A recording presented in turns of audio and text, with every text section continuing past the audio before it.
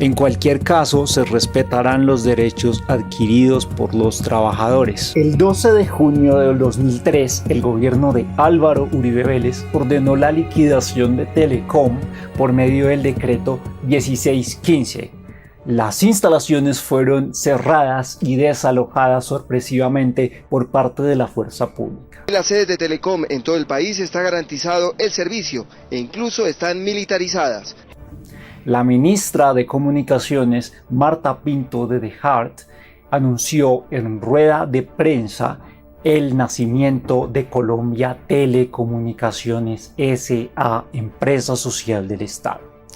Posteriormente se convirtió en lo que hoy día conocemos como Movistar Colombia, filial de la multinacional española Telefónica. Las consecuencias de la privatización de Telecom son diversas.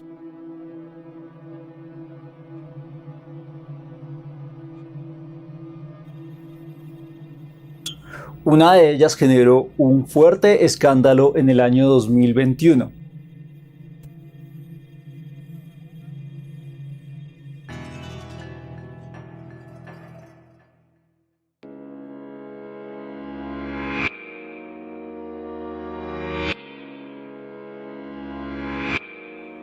Qué bueno que estén conectados nuevamente a su programa de análisis y opinión que se llama La Conversa de Fin de Semana. Como ustedes pueden ver, junto a mí en sus pantallas ya están los integrantes y las integrantes de nuestra memoria colectiva para estas emisiones especiales de la Conversa de Fin de Semana, nuestros codirectores y codirectoras y nuestras guías también en esta ruta de memoria colectiva. Antes de darle paso pues a esta tercera parte de esta emisión conmemorativa de los 20 años de la liquidación de la Empresa Nacional de Telecomunicaciones Telecom y de las empresas teleasociadas, permítanme saludar a nuestros codirectores y codirectoras, a la gente de nuestra memoria colectiva, Ana Isabel Ospina, Ruth Zoraida Celis, Juan Pablo Sepúlveda, y estamos esperando también a que se una con nosotros en esta tercera parte a Álvaro Enrique Molina. Entonces, pero por ahora vamos a saludar a nuestros codirectores, a los que mandan en esta emisión de la conversa de fin de semana. Ana, Ruth, Juan Pablo, qué bueno tenerlos nuevamente para esta tercera parte de Telecom 20 años después. ¿Cómo han estado? Bien. ¿Qué más, Ana?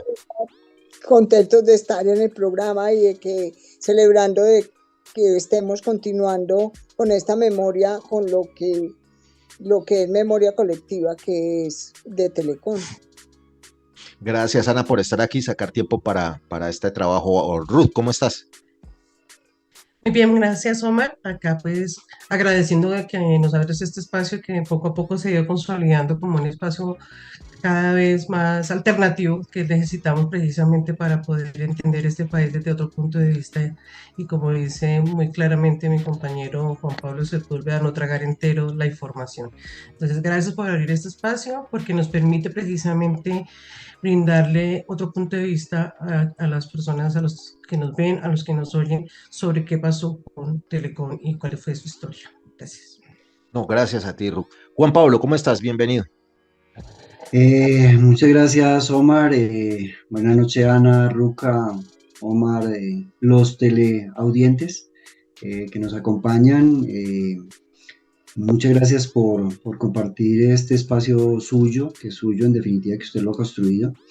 Y esperamos seguir compartiendo nuestros pensamientos. Yo repito de que son nuestros pensamientos, son nuestros puntos de vista, que es posible que haya algunas personas que no los compartan, pero que en definitiva creo que esa es la parte interesante de construir con ideas y conceptos que en definitiva pueden ser diferentes, pero que eso no nos puede volver enemigos. Creo que hay que empezar a compartir las diferencias y saber cuáles son las diferencias y en qué punto nos encontramos, y esperamos que en estas charlas nos encontremos en muchos conceptos. Muchas gracias, Omar. Bueno, no, muchas gracias a ustedes, a los jefes de la conversa de fin de y las jefas de la conversa de fin de semana. Agradecerles antes que se nos olvide, Ruca, Ana, Juan y Alvarito, que por ahí nos está escuchando, A la gente que se ha estado conectando a estos especiales de Telecom 20 años después, a la gente de YouTube. Gracias mil por sus comentarios, por sus críticas, ni más faltaba. Todas, como decía Juan Pablo, algunas no tan de acuerdo con lo expresado aquí, pero igualmente válidas y ni más faltaba, así las aceptamos. Les agradecemos a todas y a todas, a todas y a todos sus comentarios que han sido de alguna manera no, todos han sido muy respetuosos, algunos pues un poquitico divergentes, pero respetuosos antes que todo. A la gente que se ha vinculado a las redes de la conversa de fin de semana, muy amables. Invitarlos a que nos sigan en las redes sociales de la conversa de fin de semana que ustedes ya pueden ver aquí en sus pantallas, en lo que no nos vemos en esta emisión central. Antes de arrancar, Ruca y Ana, yo quisiera que hiciéramos como una especie de resumen de estas dos emisiones de Telecom 20 años después, para la gente que apenas se vincula a esta tercera parte. Eh, Hemos estado casi en este mes recordando lo que pasó hace 20 años cuando durante el gobierno de Álvaro Uribe Vélez se dio la orden de liquidación de la Empresa Nacional de Telecomunicaciones, de las empresas teleasociadas, con toda una crisis humanitaria que esto generó y de lo que hemos venido tratando de hablar y de cómo han pasado los trabajadores y los pensionados y pensionadas durante estos 20 años. Entonces, Ruga, ¿por qué no nos regalas una pequeña contextualización de estos 20 años para empezar con esta parte tercera de la conversa de fin de semana en Telecom 20 años después? Bueno, pues Omar, esto ha sido, digamos que nos podríamos quedar todo un año hablando de todos los diferentes aspectos que llevaron a que esta empresa fuera de alguna manera entrando en un proceso bastante complejo, que no fue solamente en el 2003, hace 20 años, sino que fue precisamente desde que el gobierno decidió, en el momento que habló de apertura, decir, bueno, entonces ya no difamamos de alguna manera a las empresas que están en el Estado a partir de informaciones que no eran claras, que no eran concisas y de alguna manera instaurando en la sociedad una información, una dialéctica que era absolutamente contraria a lo que realmente estaba pasando. Entonces, de alguna manera, estos dos programas que hemos hecho pues, ha sido un recorrido desde, gracias a Juan Pablo también con su prodigiosa memoria, que nos hizo un recorrido de la importancia de Telecom desde que fue creada en la década de los 40, cómo de alguna manera fue uniéndose y fue permitiendo que Colombia se conectara internamente con el mundo. Era de las empresas más sólidas, pero además que le daba más réditos al país en términos económicos, pero también de soberanía. El hecho de comunicar a los pueblos más lejanos, el hecho de ser esa eje coyuntural precisamente para podernos estar enterando de todo lo que pasaba. Y por eso mismo fue presa fácil para este proceso de privatización. Es un primer intento en el año 92, que fue una lucha que dieron los técnicos y los trabajadores de base también muy fuerte y que frenó esa venta a ultranza que se iba a hacer en ese momento. Entonces, eso también fue uno de los temas que abordamos en este programa. Y luego, pues obviamente, ¿qué significó después de esa lucha y después de todo este andanada que fue en la última década del siglo pasado y que pues, resultó con la liquidación en el año 2003, siendo un desalojo, pero también perjudicando a unas familias, a más de 10.000 familias que estaban precisamente vinculadas con Telecom y las teleasociadas. Y pues ahora vamos a seguir viendo cuáles son esas consecuencias. Creo que en el programa de hoy uno de los temas fundamentales es esas consecuencias con estas personas, con esa población tan sensible que son los pensionados. Y eso ha sido como este recorrido. Ya vimos precisamente cuál fue todo el trabajo que hicieron los compañeros en el momento del desalojo, pero también en el momento de cómo fue la solidaridad, cuáles fueron todos los mecanismos jurídicos que se pudieron abordar, todas las estrategias aquello del retén social, las personas que estaban en una situación específica, las personas con discapacidad, las madres cabeza de familia, etcétera. Pero pues hoy vamos a abordar, y me permito, si me permite sumar, hacer un resumen de más o menos de lo que vamos a tratar el día de hoy y vamos a empezar por los pensionados. los pensionados que precisamente ya estaban en ese momento, en ese proceso, que ya estaban pensionados y que fueron perdiendo garantías. Y pues obviamente que le vendieron al país que era un pasivo el que tenía que asumir la empresa y que era imposible cargarlo, pero no sabían que detrás de eso había muchas historias también y que Juan Pablo nos dará a conocer el día de hoy. Y también daremos a conocer un poco de qué ha pasado y qué se hizo también a nivel nacional e internacional en esas instancias jurídicas, cuando ya unas tantas ya se habían resuelto y que no se habían podido votar. Pues vamos a ver si alcanzamos a saludar a Álvaro, que por ahí estaba levantando la mano. Álvaro Molina, también integrante de nuestra memoria colectiva, actual presidente de la USTC, Sindicato de Industria. Antes de, pues a ver si alcanzamos a saludar a Álvaro, antes de darle paso al eje central de la conversa del fin de semana, el día de hoy, como decía Ruth, vamos a mirar, vamos a hacer primero, antes que se nos olvide, señoritas y señores, la presentación oficial del espacio, es decir, el cabezote de de la conversa de fin de semana. Sí ve que ya estoy mezclando nuestra memoria colectiva con la conversa, porque es Con lo mismo. nuestra conversa. Sí, en nuestra conversa vamos a tener que pensar seriamente en cambio de nombre y de imagen del espacio. Dejarlos con la presentación oficial, con un videoclip que muestra un poquitico la ambientación de eso que, como decía Ruca, se esperaba con lo que nos dijeron y sobre todo la afectación a un grupo muy sensible, como lo dice Ruca y como lo dice Juan Pablo y como lo hemos visto acá, que es el de los pensionados, inclusive de los prepensionados. Entonces, antes de darle paso a Juan Pablo y a Rui, a Juan Pablo y a Ana, permítanme hacer la presentación oficial del espacio con el cabezote oficial de esta conversa. Saludar también a nuestros socios estratégicos, Juan Pablo, Ana, los que se meten de pronto la mano al drill para sostener este programa. Y invitarlos a ustedes a la campaña Una Vaca por la Conversa. Aquí hay los backers, ellos pueden dar fe que sí existe la campaña, haciendo sus aportes económicos a través del portal baki.co. Entonces, para que arranquemos con esta tercera parte de Telecom 20 años después, vamos a hacer la presentación oficial, saludamos a nuestros socios estratégicos y ya regresamos con Ruth, con Ana, con Juan Pablo y si tenemos suerte con Álvaro Enrique. Entonces, por favor, empiecen a darle compartir, vayan por las crispetas, las papitas, los chitos, lo que ustedes quieran, la gaseosita, el jugo, el café, la agua panela y ya nos vemos, por favor, no se desconecten. Ya regresamos a esta su conversa de fin de semana.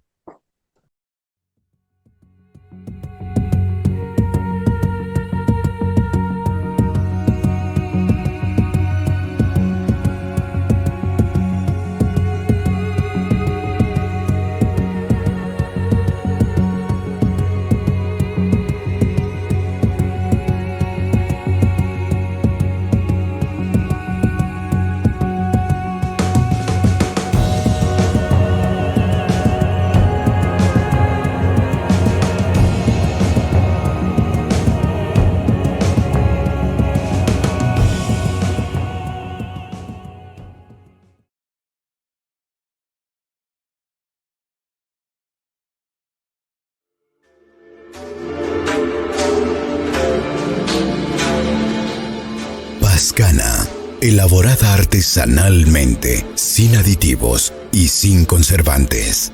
Pascana, la cerveza de Nariño.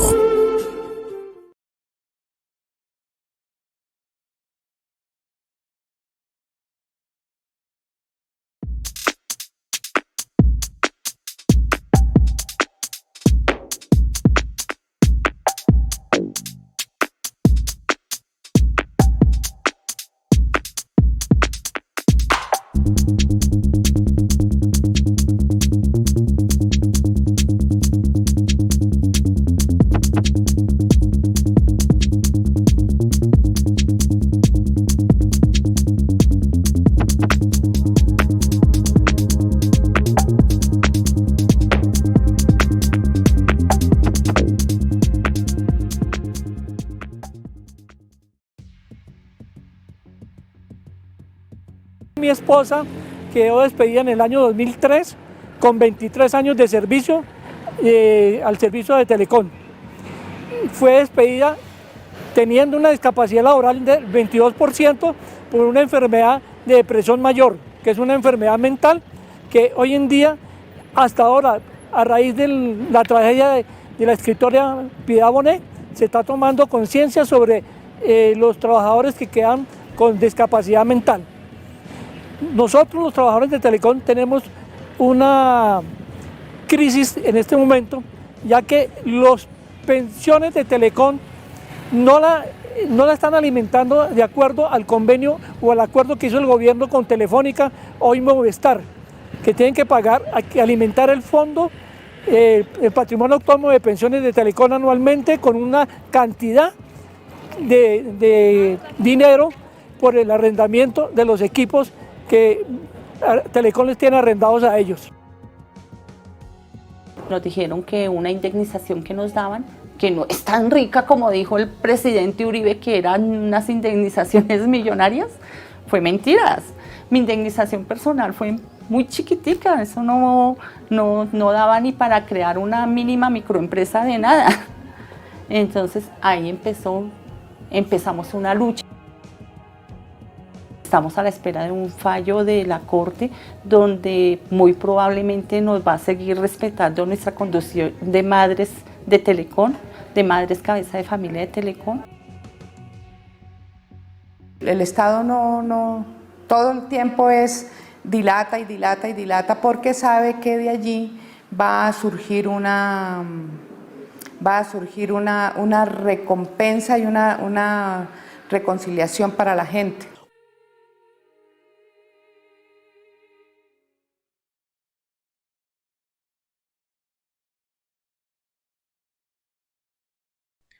Qué bueno que estén aquí todavía conectados con nosotros y con nosotras, la gente de nuestra memoria colectiva, nuestros codirectores, coguías en estas emisiones especiales de conmemoración de la liquidación de Telecom y las empresas teleasociadas hace 20 años. Este mes de junio lo dedicamos pues a hacer todo ese recorrido histórico de la lucha de los trabajadores, de la crisis humanitaria de los trabajadores y trabajadoras de Telecom.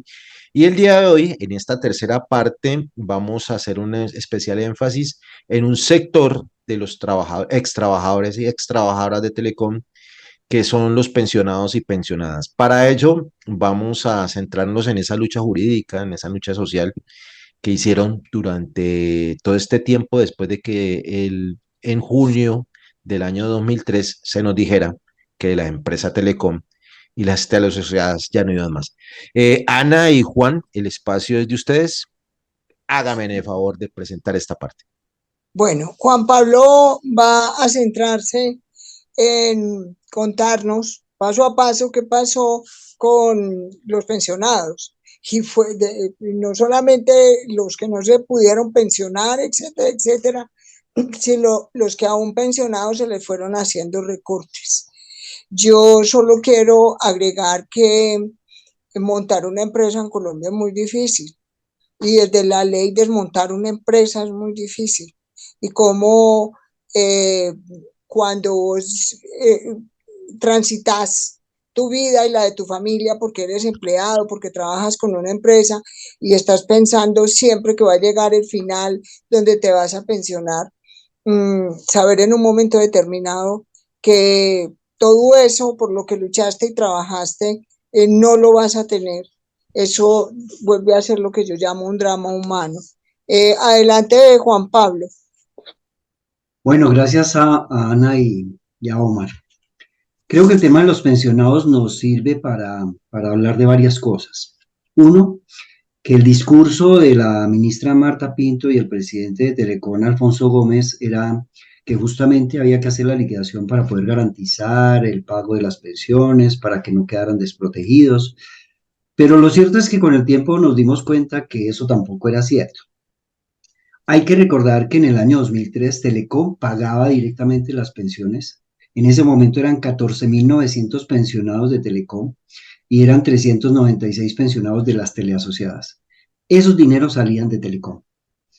Cuando en el 2003 nos encontramos con el proceso de la liquidación, lo primero que se hace es que se había creado un patrimonio autónomo de pensiones en el año 2001 para pagar las pensiones y que Telecom no tuviera que tener esa carga, pero lo cierto es que eso no se movió sino hasta junio del 2003, cuando se le inyectan a ese patrimonio autónomo de pensiones 1 billón de pesos para pagar esas pensiones.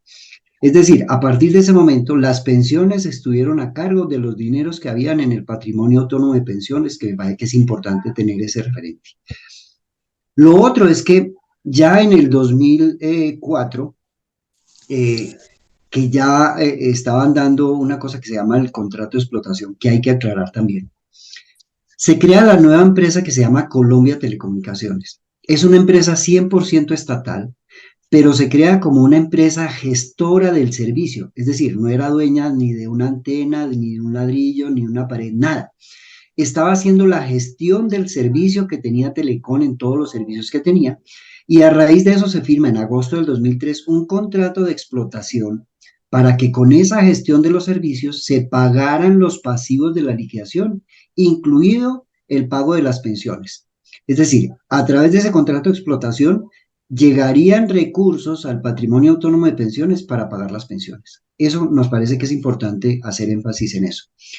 Lo otro es que ya en el 2004 empiezan a haber recortes para el plan complementario de salud que tenían los pensionados. Los pensionados tenían un plan especial de salud que desde la ley 100 fue reconocido como un derecho adquirido, pero ya en el 2004 le empezaron a hacer recortes a algunas prestaciones, a algunos medicamentos, a algunos especialistas.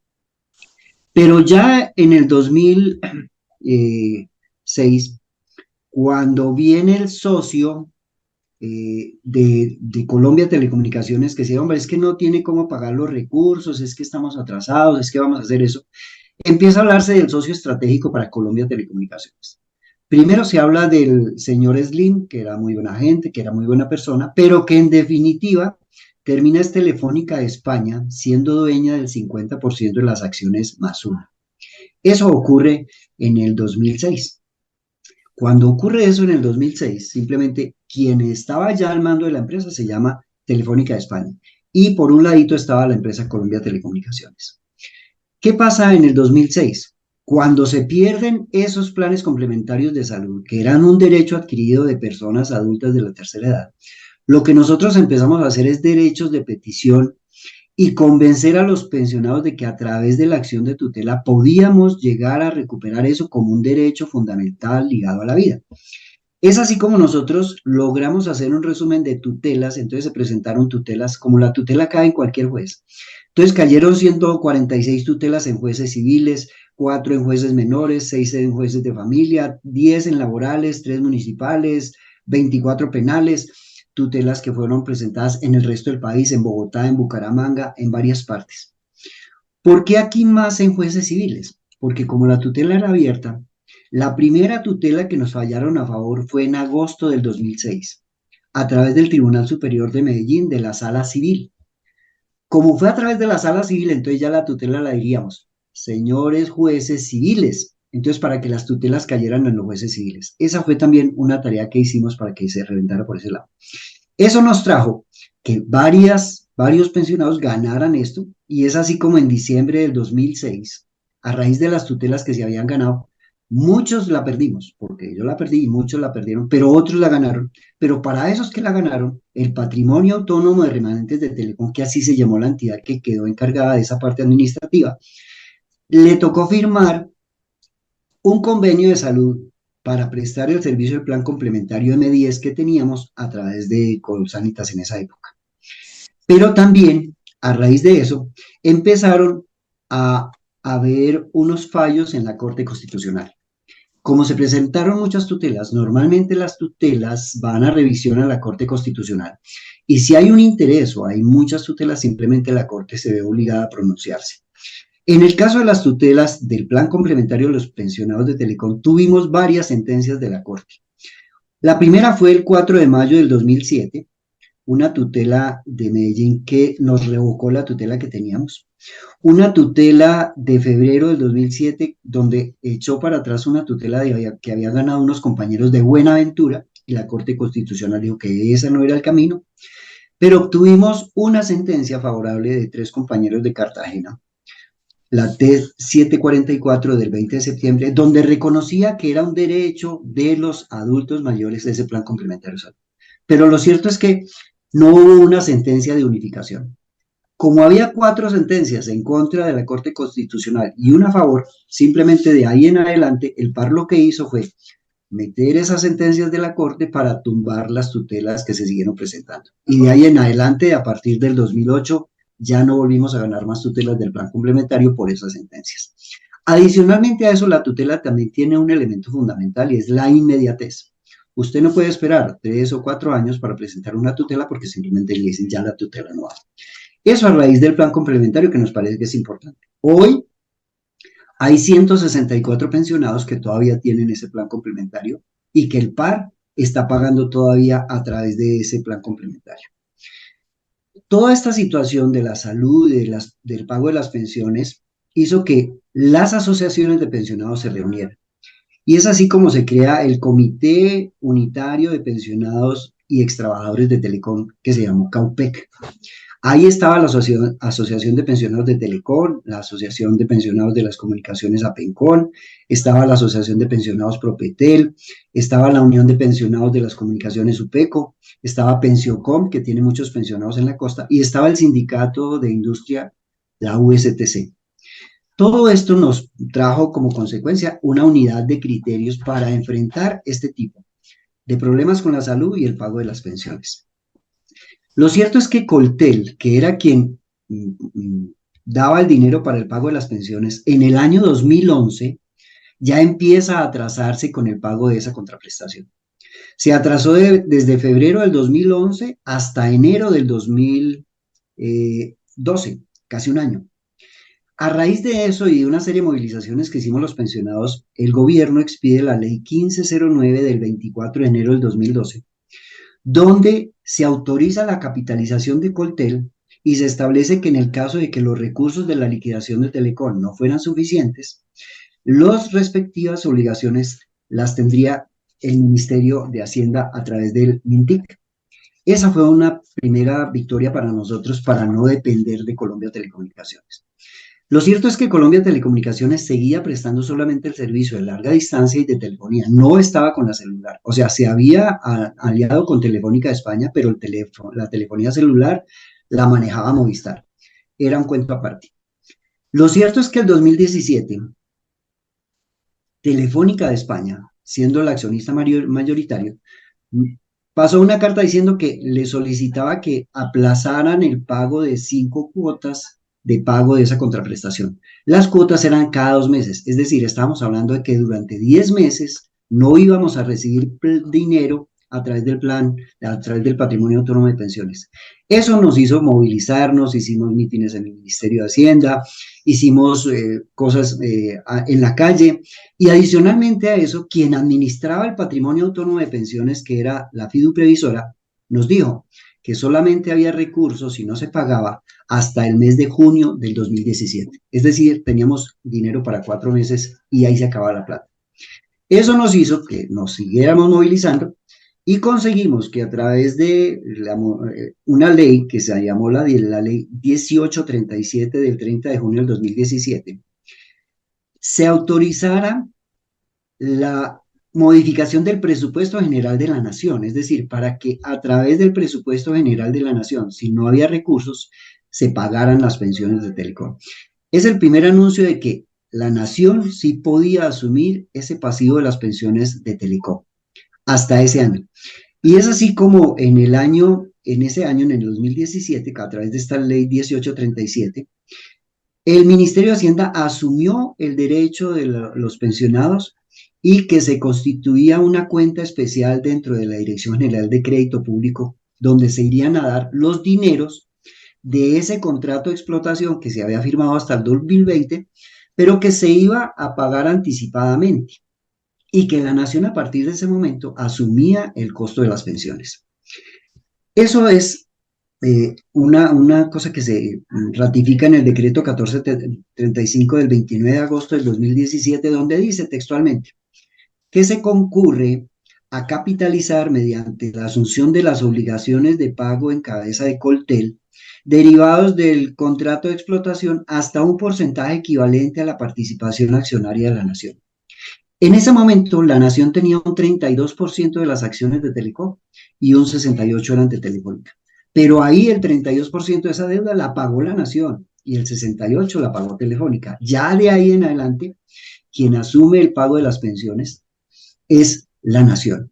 Y Colombia Telecomunicaciones, Telefónica de España, se libera de ese pasivo pensional que de alguna manera ellos en su contabilidad dijeron, no sirve.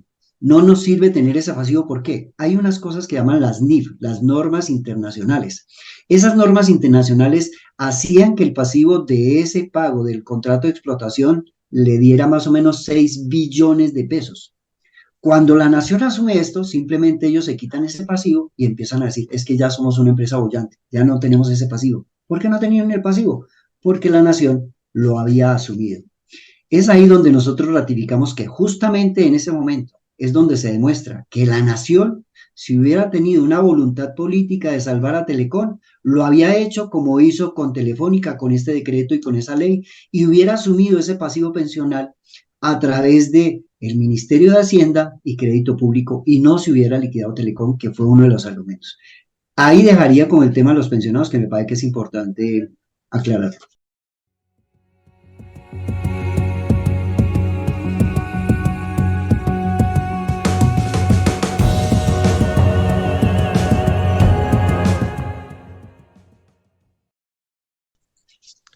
Bueno, muchas gracias. Muy interesante este relato, Ana. Yo quisiera preguntarte tu opinión, porque en el relato de Juana aparecen como tres aspectos interesantes. La unión de esa dispersión de asociaciones que sufrimos nosotros los colombianos, los trabajadores. Juan Pablo nombró como mínimo 5 o 6 asociaciones de pensionados y terminan uniéndose también con un sindicato de industria. ¿Cómo viste ese, en el contexto pues, de 20 años de esa crisis, Ana, que a los trabajadores y a los pensionados les tocó unirse? Porque normalmente cuando uno es trabajador activo a uno ya no le importan los pensionados. Ana, Vea,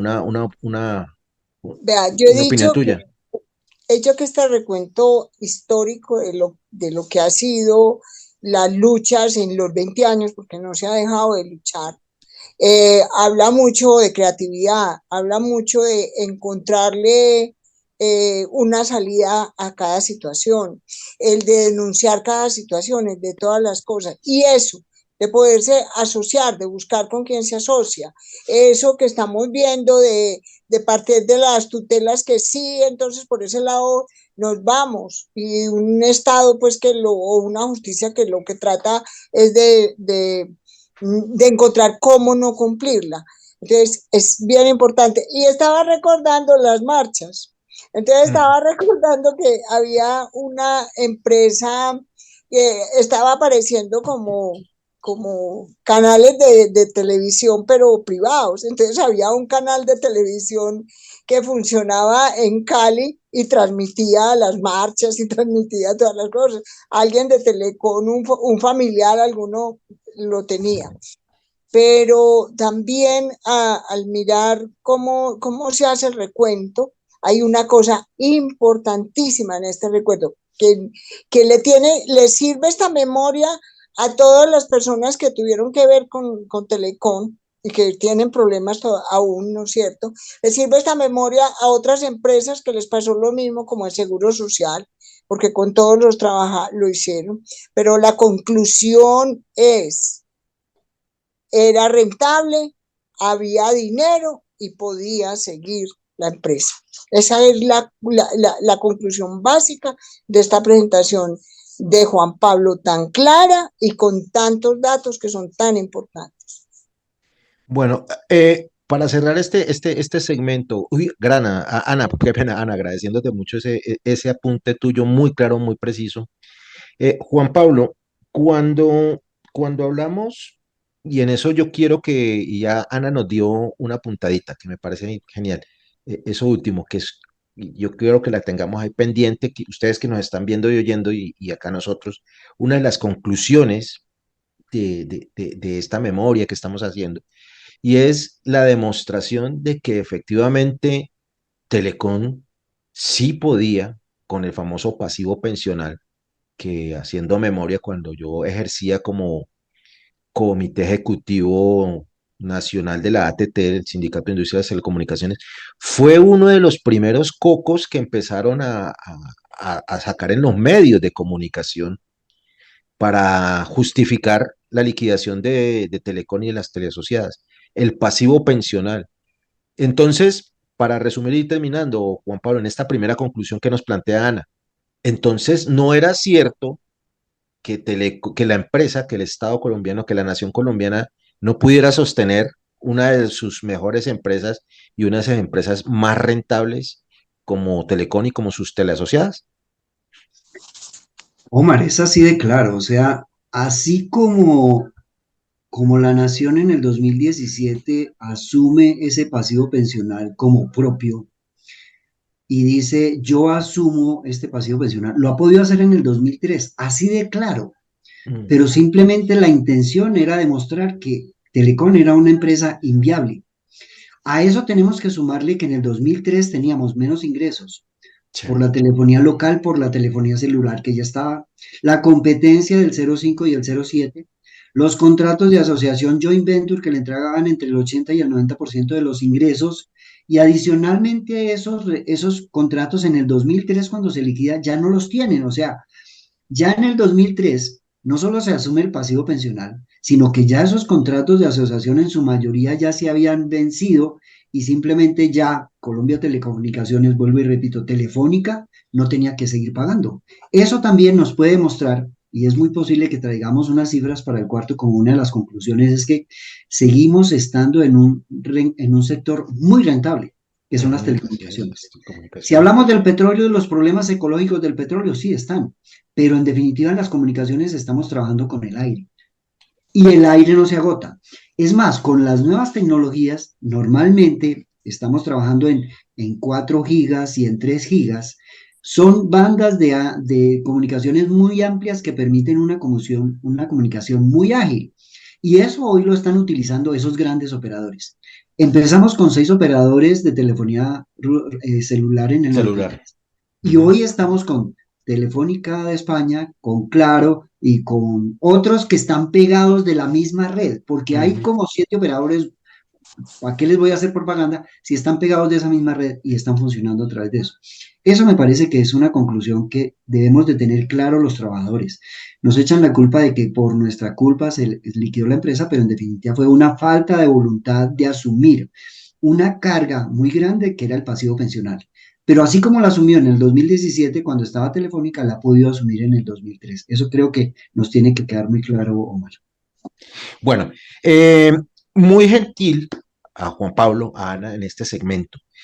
Ya tenemos unas primeras conclusiones, que es que, y esto es un mensaje esperanzador, no sé si de pronto me contradicen Juan Pablo y Ana, para la clase trabajadora en estos días que estamos peleando la reforma laboral. Es decir, sí se puede y es necesario esa creatividad de la que habla Ana, ese juntarse, ese persistir, inclusive acudiendo a la lucha jurídica, que es de lo que se trata este especial. Entonces, antes de seguir adelante con esta tercera parte de la conmemoración de los 20 años de la liquidación de Telecom y las teleasociadas, yo quiero dejarlos con un videoclip en el que nuestro líder, nuestro guía, Gonzalo Díaz, nos presenta una de las razones por qué, junto con otros trabajadores y otras organizaciones, los extrabajadores, los pensionados de Telecom y las teleasociadas, tuvimos que acudir a otras instancias de la justicia, ya no la nacional, sino la internacional, dado que, como decía Ana en su intervención anterior, pues la justicia aquí en Colombia no está operando como era. Pero eso lo vamos a ver en un breve instante, una pequeña pausa después de que veamos a nuestro gran amigo todavía presente, Gonzalo Díaz Gaviria, presentándonos por qué nos íbamos a otras instancias de la justicia internacional y de lo que fue la Jurisdicción Especial para la Paz en su componente de la Comisión de Esclarecimiento de la Verdad. Entonces, Juan Pablo, Ana y ustedes, por favor, no se desconecten.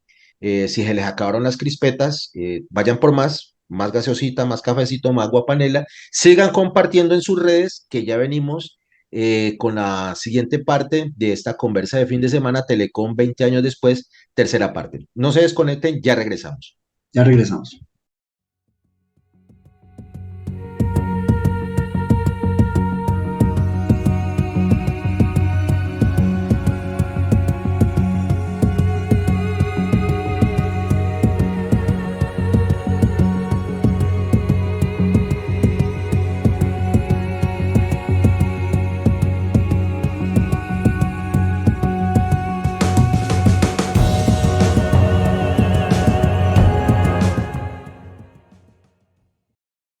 En nombre de los trabajadores de Telecom, de las empresas teleasociadas y de nuestra organización sindical, la USTC, recurrimos en el mes de marzo a la Comisión de la Verdad con el propósito de aportar ante este importante organismo los relatos, pruebas, testimonios que permitieran visibilizar cómo fue que el Estado colombiano se valió del conflicto armado para regular las relaciones laborales, dando como resultado la liquidación de empresas como las nuestras y de paso la proscripción de derechos tanto individuales como colectivos que debían ser protegidos por este.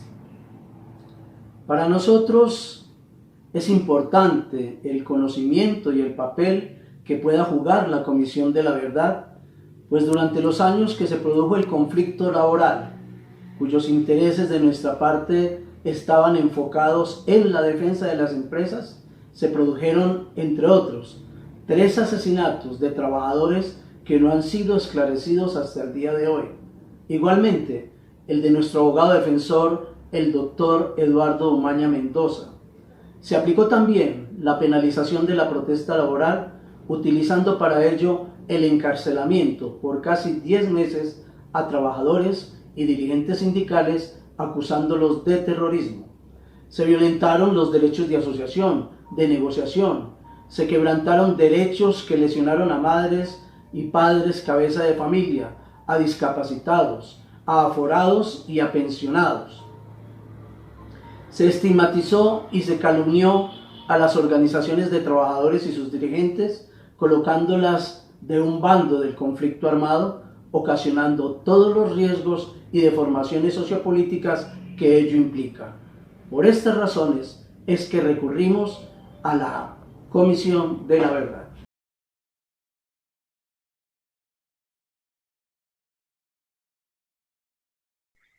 Bueno, muchas gracias por estar todavía conectados en este espacio de análisis y de opinión alternativa que en esta ocasión cuenta con la codirección de los compañeros y compañeras de nuestra memoria colectiva. Ana Isabel, quien por ahí debe estar, ya nos había saludado, Ruth Zoraida Celis, Juan Pablo Sepúlveda y Alvarito, quien pues por ahí hemos estado saludando y que ya finalmente se pudo unir a esta tercera parte de los especiales de conmemoración de los 20 años de la liquidación de la Empresa Nacional de Telecomunicaciones, Telecom, y sus empresas teleasociadas. Hasta aquí hemos venido desarrollando en esta tercera parte, en este tercer episodio, lo que ha sido la lucha jurídica de los trabajadores, de los pensionados y los trabajadores de Telecom. Ya Juan Pablo, con Ana y con Ruth ya ya habíamos adelantado un poquitico de esa ruta jurídica de la lucha de los pensionados aquí en Colombia. Y en esta parte, pues vamos a contar con la colaboración de Álvaro Molina. Ruca, entonces, en esta parte, qué vamos a asumir, qué vamos a tocar? Bueno, gracias, Omar. Entonces, bueno, ya dándole la bienvenida a Alvarito, quien actualmente es el presidente de la USTC, de Trabajadores de las Comunicaciones. Nos va a contar precisamente un tema, y es que habiendo surtido ya instancias nacionales, como habíamos comentado desde el programa pasado, que eran esos recursos jurídicos con los que contaban los trabajadores posterior a la liquidación de Telecom, posterior a ese desalojo del año 2003, hay necesidad también como de ver otras expectativas y otras vías jurídicas, ya no nacionales sino internacionales. Fue así como se llegó a la Comisión Interamericana de Derechos Humanos, a la Organización Internacional del Trabajo y a otras instancias también que salen del fuero de lo que tenían a la mano los trabajadores. Entonces, Alvarito, cuéntanos un poco cómo fue, se dio ese trabajo y que pues continúa porque aún hay más que posibilidades, se sigue buscando alternativas. Bueno, buenas noches. Primero a la audiencia de la conversa del fin de semana, a Omar, a Juan Pablo, a Ana Isabel y a Ruca. Eh, bueno, por dificultades de comunicación no había podido saludarlos antes. Como decía Juan Pablo, eh, la empresa tenía muchas alternativas, el gobierno tenía muchas alternativas para haber respetado los derechos de los trabajadores, los derechos de los pensionados y por ende su familia. Pero pues aquel gobierno de esa época, lo que menos le interesaba era respetar los derechos de los trabajadores y sus familias. Después de haber iniciado una serie de procesos y de demandas internas que hemos visto en los programas anteriores, se tomó la decisión en el año 2006, bueno, para poder presentarla en el 2006, desde el 2005 se empezó a trabajar, liderado por nuestra memoria colectiva, con el acompañamiento de algunos sectores del sindicato, la estructuración de una queja, una demanda ante la Organización Internacional del Trabajo. Primera instancia a la que acudimos de ese gran marco del sistema de derechos humanos, ¿cierto? Acudimos a la OIT con el aval de las centrales obreras, ¿cierto? La única forma de poder presentar una queja ante la OIT era que se presentara como organización sindical y con la anuencia o con el visto bueno de las centrales obreras. Nosotros, por un tema de bisexualismo que nos quedó de la fusión de las dos organizaciones sindicales, si Telecom era afiliado a la CGT, la ATT era afiliada a la CUT, entonces digamos que quedamos con esa dualidad. Bueno, yo vi caras, sonrisas cuando utilicé el término, entonces vamos a decir con la dualidad de central, y en esa dualidad de las centrales contamos con la anuencia de las dos centrales para presentar esa queja. Yo aquí tengo que traer a colación a Gonzalo, ¿cierto? Gonzalo, con Juan Pablo, con Carlos Medina y el resto de compañeros de memoria colectiva en Medellín, con el apoyo de la Escuela Nacional Sindical, empezaron a estructurar el escrito y la parte probatoria para poder llegar a la queja de la OIT. El enano en su momento se logra desplazar a la conferencia de la OIT, ¿cierto? En la erradicación para hacer la denuncia.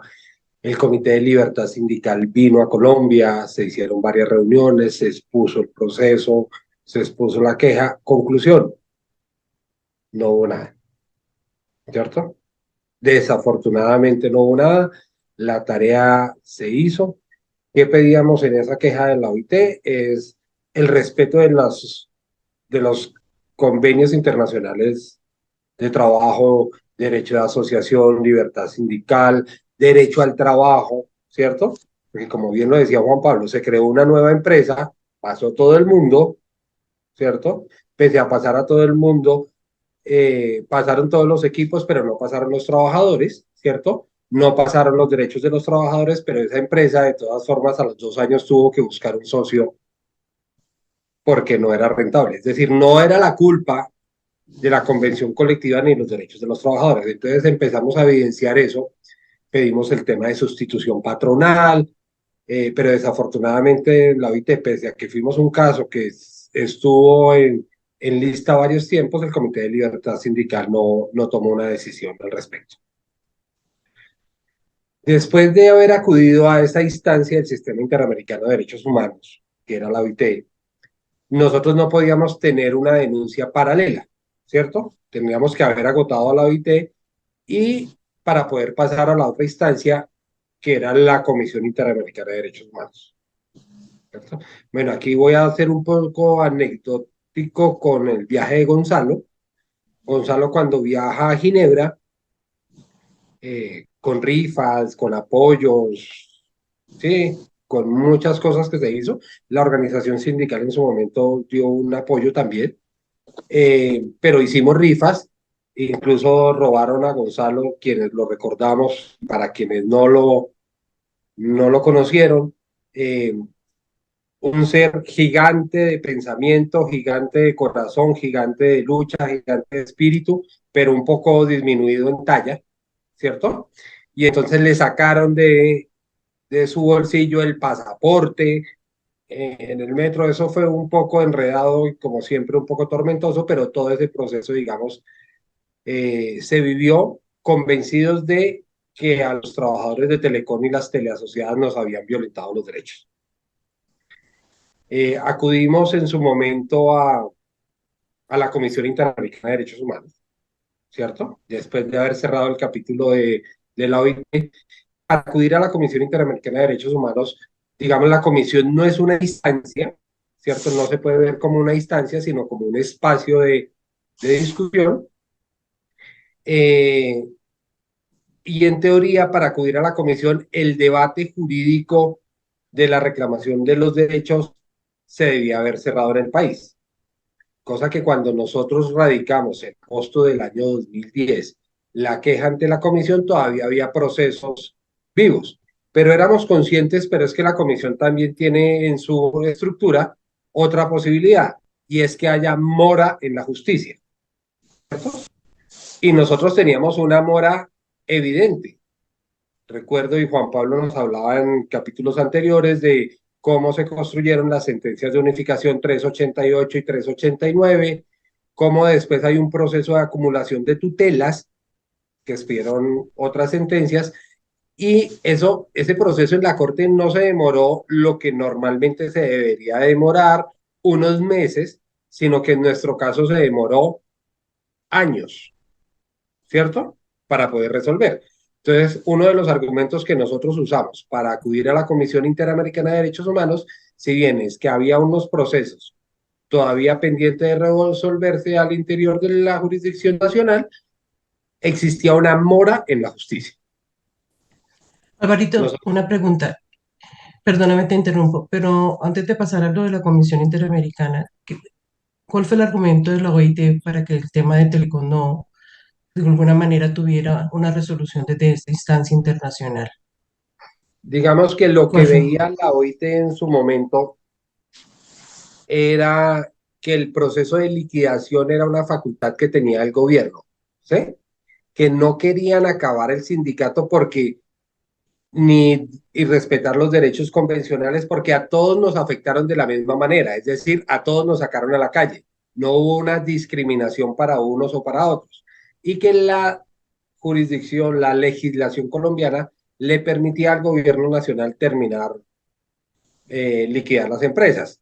La OIT pues no ahondó en el tema de la forma violenta en todo el pasado, en la sistematicidad del proceso de privatización desde la década de los 90, sino solo se limitó a eso. Por eso nosotros decidimos acudir a la Comisión Interamericana de Derechos Humanos. Listo, entonces me devuelvo un poco a lo que estamos tratando en la comisión.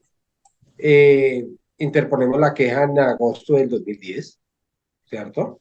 Agosto del 2000 interponemos la queja, y ahí empezamos a surtir un proceso que era esperar a que la comisión analizara la queja y pasáramos a hacer caso, ¿cierto? Cuando fuéramos caso, ya eso era un gran avance porque iríamos a la Corte Interamericana de Derechos. Recuerdo en este proceso, Gonzalo, en la época del paro, o hacia esa época de los 90, conoce a un compañero de Costa Rica, Jorge Arguedas, ¿cierto? Compañero muy cercano nuestro, establecen una comunicación para tratar de entender. Jorge Arguedas está en San José de Costa Rica, sede de la Corte Interamericana de Derechos Humanos, para tratar de entender cómo era este proceso, ¿cierto? Y cuáles eran las líneas que podríamos trabajar. Vuelve y juega, el proceso de construcción surge en la ciudad de Medellín, con los compañeros de nuestra memoria colectiva. Ahí ya la organización sindical se involucra un poco más en el proceso, ¿cierto? Ya acompaña más el proceso, pero siempre bajo el liderazgo de Gonzalo en su momento. Es un proceso lento, todo ese mecanismo internacional es bastante demorado, bastante, me suena maluco decirlo, pero es burocrático, es un poco paquidérmico. Mientras de agosto del 2010 a la fecha, nosotros estuvimos actualizando la queja a medida que iban saliendo los fallos, el tema del Consejo de Estado frente a el decreto 4781, las sentencias de unificación, la SU 377, todos los pronunciamientos hacíamos un anexo y lo radicábamos. La comisión en su momento, cuando era canciller, el ministro hoy difunto Carlos Holmes Trujillo ofició al gobierno nacional para que diera respuesta a la queja presentada por los trabajadores, ¿cierto? Conocimos un documento inicial, no conocimos el documento final, nunca nos notificaron de ese documento final que fue presentado por el gobierno nacional, pero parece que algo raro pasó en esos correos, en esas valijas diplomáticas, porque hace 2 años, tal vez Juan Pablo me recuerda, volvieron a oficiar al gobierno nacional para que diera respuesta ya finalizando tal vez el último año del gobierno Duque. Siempre esperando, hubo compañeros, recuerdo Luis Alejandro Peña que se acercó tal vez a la comisión a preguntar cómo iba el proceso, pero pues siempre el proceso estaba ahí, esperando ser analizado para convertirse en caso. Desafortunadamente, a principio de este año recibimos la notificación que la comisión declaraba inadmisible la queja presentada por nosotros, es decir, no nos convertía en caso. Argumentos varios, argumentos que un grupo de trabajadores, ¿cierto?, que fueron los que firmaron o nos respaldaron en la presentación de la queja, entendiendo que la queja estaba presentada en nombre de todos los trabajadores de Telecom y las teleasociadas, incluso no solo quienes hicieron parte del retén social, fuero sindical, prepensionados, trabajadores con discapacidad, sino de todos los trabajadores despedidos tanto de Telecom como de teleasociadas, ¿cierto? Porque partíamos de la primer violación de los derechos humanos y es la forma en que fuimos desalojados de nuestro puesto de trabajo, que fue a sangre y fuego. Fue con el uso de las armas en las que sacaron a los trabajadores. Ese era el primer marco por lo que acudíamos a la Comisión Interamericana de Derechos Humanos. Es decir, ahí recogíamos a todos, pero la comisión en su auto de inadmisión nos dice debieron haber profundizado más cada uno de los casos, ¿cierto? Pese a que nosotros agrupamos, dijimos que hay unos casos de compañeros que están próximos a pensión, madres, padres cabeza de familia, fuero sindical, trabajadores con condición de discapacidad, y otro grupo de compañeros que se quedaron sin su fuente de trabajo y que no se les respetó los derechos convencionales que se tenían, entre otros, por ejemplo, el tema de la interpretación de la indemnización, ¿cierto?, que no pagaron la convencional, para poner un ejemplo. Y segundo, el otro argumento que nos da la Comisión Interamericana de Derechos Humanos es, bueno, hay procesos todavía vivos en el país, ¿cierto? Y digamos, los trabajadores de Telecom y las teleasociadas llevamos 20 años dando debates y dando discusiones, ¿cierto?, jurídicas. Entonces eso todavía permite que haya procesos que están vivos. Entre otros, para poner un ejemplo, hoy todavía continúa vivo la demanda de nulidad ante el Consejo de Estado frente al acta de liquidación que lleva ya más de 10 años de radicada. ¿Listo? Y apenas está en el proceso de notificación, porque ha tenido una serie de dificultades. Otra de las cosas relevantes que nos llevó a poner a nosotros o interponer La queja ante la Comisión Interamericana de Derechos Humanos fue la circular 04 de noviembre del año 2005, emitida por José Alfredo Escobar Araujo, en ese momento presidente del Consejo de la Sala Administrativa del Consejo Superior de la Judicatura, es decir, el nominador y pagador de todos los jueces del país. Y él en esa circular, tranquilamente, instruye a los jueces de la República para que fallen en contra, para que no reconozcan los derechos de los extrabajadores y pensionados de Telecom y las teleasociadas. Es decir, con un sesgo de la justicia, con una presión que hace el nominador y pagador de los jueces, entendiendo que muchos de los jueces tienen su autonomía, entendemos que también hay otros jueces que se sienten presionados por eso, ¿cierto? Entonces, esas presiones nos llevaron a acudir a la comisión. Eso frente al marco de la comisión, desafortunadamente hoy está inadmitida. Hubo varios compañeros también que acudieron y se agruparon con algunos abogados, otros que acudieron individualmente a la comisión. Desafortunadamente todos terminamos con el mismo rechazo, con la misma decisión, ¿cierto? Inadmitido el proceso y ninguno dio tránsito a convertirse en caso. Hasta ahí diría que vamos en los dos grandes ejes, OIT y Comisión Interamericana de Derechos Humanos, ¿cierto?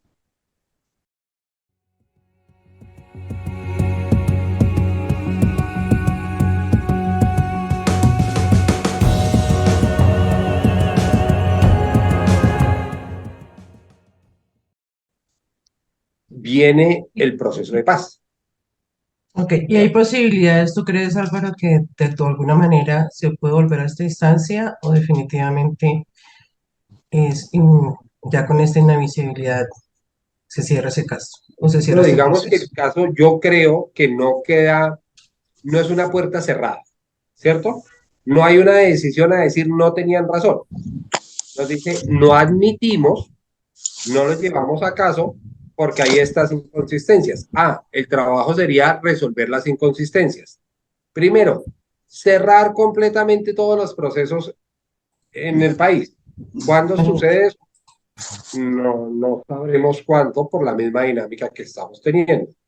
Y lo otro sería meternos después de que eso suceda, en un gran y monstruoso trabajo que es empezar a probar cada uno de los casos de los más de 6.000 trabajadores despedidos, más los 14.900 pensionados de Telecom, más los 3.000 pensionados de las teleasociadas. Entonces, recoger todo eso, Juanpa. Vea, yo creo que es casi volver a empezar con la demanda, pero tratamos nosotros fue de abarcar 4 grandes grupos y en definitiva abarcar 4 grupos que fue el retén social, madres, cabeza familia, padres, discapacitados, los de fuero, los del plan de pensión anticipado, la salud de los pensionados y en definitiva cuando usted mete esos 4 bloques es muy difícil que la Comisión Interamericana le diga sí, ya se cerraron todos esos procesos. Hoy podríamos pensar en que algunas personas puedan acudir a la Comisión Interamericana de Derechos Humanos, pero que casi que presentando un caso nuevo, sustentando de pronto alguna de las falencias que nosotros tuvimos, es que después del 2010 salieron una serie de sentencias que a la misma Corte Interamericana dijeron, pues que ustedes nos mandaron esto, a pesar de que mandamos las copias, pero nosotros no somos una cuarta instancia, porque en definitiva es eso lo que hay que hacer. Y ya sería montar un nuevo proceso ante la Comisión Interamericana. Por eso nos fuimos a través del proceso de paz de Álvaro que nos estaba comentando. Creo que ahí vimos otra posibilidad de sacar a la luz pública el problema de Telecom, porque nos parece que era que sacarla a la luz pública a raíz del conflicto armado, cuál era la incidencia en la situación laboral de Telecom. Y nosotros ahí sí vimos una ventana muy grande y dijimos, nosotros en el año 92 fuimos víctimas, de alguna manera, de todo el proceso paramilitar que había y que a nosotros en el año 92 que se nos acusó de terrorismo, dijimos, aquí cabemos dentro del conflicto armado. Nosotros fuimos un conflicto laboral que se tradujo a terrorismo por las mismas palabras utilizadas por el gobierno y por eso nos metimos a través de eso. Y a raíz de eso fue que empezamos como los contactos con la Comisión de la Verdad, con la Escuela Nacional Sindical sostuvimos varias reuniones en la Escuela Nacional Sindical, en la Comisión de la Verdad, y efectivamente nos logramos montar a convencerlos de que cabíamos ahí. Montamos ya el trabajo con Gonzalo y con todos los grupos, con Álvaro, con el Mono, con Marco Tulio, y presentamos el documento en marzo del 2020. Hoy podemos decir, y estuvimos ayer jueves 21 en Bogotá, en el lanzamiento oficial del libro que habla de una verdad inaplazable, donde el caso de Telecom y las teleasociadas quedó. Eso se llama Verdades Inaplazables, violencia antisindical en el marco del conflicto armado colombiano.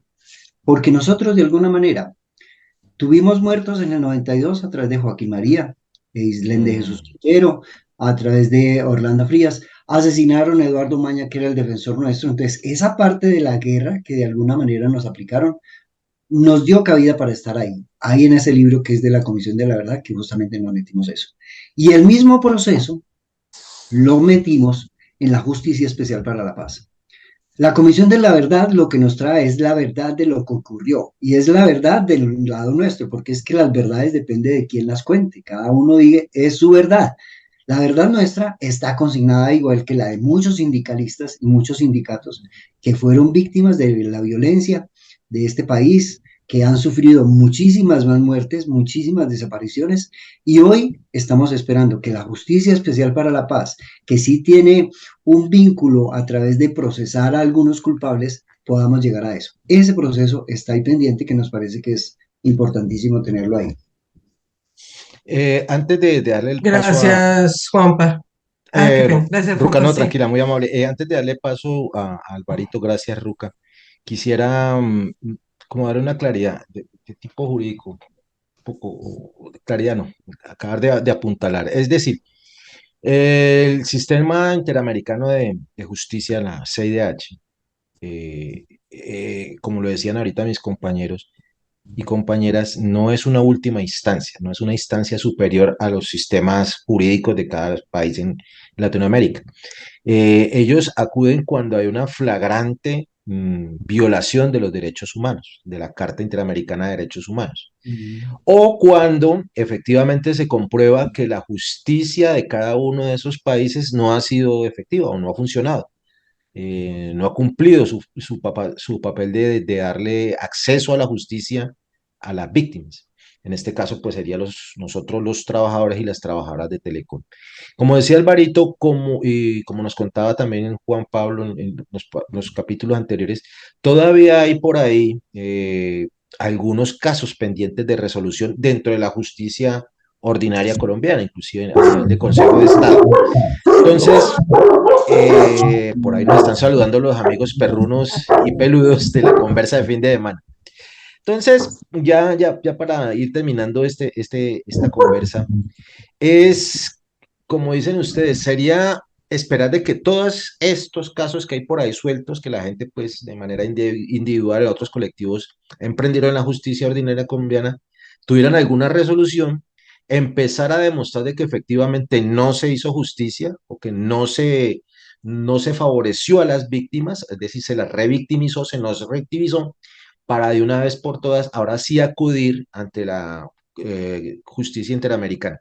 Como decía Alvarito, sería una tarea bastante ardua, porque sería empezar a recoger casos por casos y demostrar de que efectivamente no operó la justicia o se nos denegó el acceso a la justicia.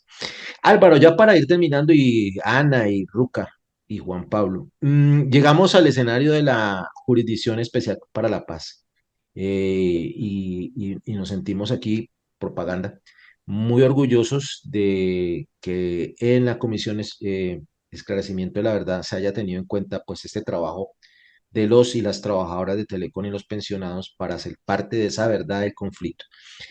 Álvaro, Juan Pablo, Ana, Ruth, la Jurisdicción Especial de la Paz, como ya otro escenario más de esa lucha de los trabajadores y los pensionados por demostrar de que fuimos víctimas de la violencia del Estado en contra de la clase trabajadora. Omar, yo creo que antes de entrar a la JEP hay que puntualizar o recordar dos espacios. En ese tema del proceso de paz, del acuerdo de La Habana y después del acuerdo del Teatro Colón, se empezaron a abrir unas posibilidades. Una de ellas, una ley de víctimas, Así es. y aquí Gonzalo y al interior nuestro dimos mucho debate al tema, ¿cierto? Al interior nuestro estoy hablando de nuestra memoria colectiva, eh, para poder mirar cómo entrábamos en ese marco de la ley de víctimas. Eso tuvo un acompañamiento, un trabajo con un compañero que hoy no está presente y hay que hacerle un reconocimiento de igual manera, que es el compañero Luis Fernando Gil, ¿cierto? Así es, así es. Con Luis Fernando le empezó a empujar el tema, aprovechando una coyuntura que era la alcaldía del hoy presidente Gustavo Petro. Una unidad de víctimas en la alcaldía en cabeza de Ana Teresa Bernal, y se empezó a mirar cómo podíamos ingresar ahí.